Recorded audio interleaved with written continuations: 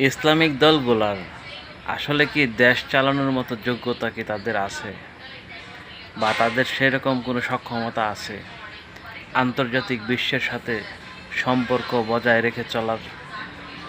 আপনার মতামত কি? আমার ব্যক্তিগত মতামত, আমি যেটা মনে করি তাদের সেই সক্ষমতা নেই। দেখেন, অহংকার দিয়ে রাজনীতি হয় না, অহংকার দিয়ে ইন্টারন্যাশনাল পলিটিক্স নিয়ন্ত্রণ করা যায় না। তাই আপনাকে প্রথমে অবশ্যই শক্ত বিরোধী দল হতে হবে, তারপর আপনি পর্যায়ক্রমে যোগ্যতা অর্জন করবেন, ইন্টারন্যাশনালি অনেক কানেক্টিভিটি তৈরি হবে, তারপর ধীরে ধীরে আপনি সেই পর্যায়ে যেতে পারেন। কারণ আপনি যদি প্রথমেই রাজার চেয়ারটার বসার চিন্তা ভাবনা করেন আর অহংকার দিতে থাকেন, তাহলে কি আপনি তার জন্য যোগ্য না। এক্সাম্পল আমি বলি, যেমন মামুনুল হক, বক্তা মামুনুল হক, ওনাকে আমি অসম্মান করি না, ওনাকে আমি ভালোবাসি, কিন্তু ওনার কিছু কিছু বক্তব্য, যেমন কিছু করে ফেলবো, ধরে ফেলবো, এরকম হটকারিতা কিছু বক্তব্য দেয়।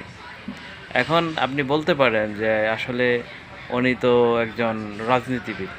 আসলে আপনি দেখবেন যারা সুশীল রাজনীতিবিদ, যারা যোগ্যতা ভিত্তিতে রাজনীতি করে, তারা কিন্তু কখনোই হঠকারী কথাবার্তা বলে না।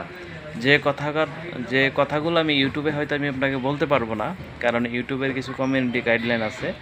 যারা মামুনুল হকের বক্তব্যগুলো শুনেন, তার কথাবার্তাগুলো শুনবেন যে সে খুব উত্তেজিত থাকে, এরকম একটা উত্তেজিত, আসলে সে যেমন একটা ঝগড়ার একটা প্রস্তুতি নিয়ে রাখছে, এরকম একটা মুভমেন্ট থাকে তার ভিতরে। তাই এই জন্য আমি বলছি, তাদের এখনও রাজনৈতিক নেতৃত্ব দেওয়ার মতো তাদের সে যোগ্যতা হয় নাই, কারণ তারা সেইটা ডিজার্ভ এখনও করে না। আর এটা আপনাকে পেতে হলে অবশ্যই আপনাকে এটার ভিতরে সাধনা করতে হবে। এবং যে ধরেন এই ইসলামী আন্দোলন বাংলাদেশ, এই দলটার যেমন এই যে চরমনাই পীর সাহেব, ওনার কথা শুনবেন, উনি দেখবেন যে যখন আওয়ামী লীগ ক্ষমতা আসিল, একবারে শেখ হাসিনা কোন জায়গা থেকে আইছে, কোনখান থেকে কোন পীরের বংশধর, সব একবার উৎখাত করে ছেড়ে দিছে। এখন শেখ হাসিনা নাই, তারা দেখতেছেন যে একবারে এমন অহংকার দেয়, তারা ছাড়া কিছু হইবই না। অতএব একটা আসনে জিতার ক্ষমতা নাই, একটা ভাব লয় যে আমরাই সব।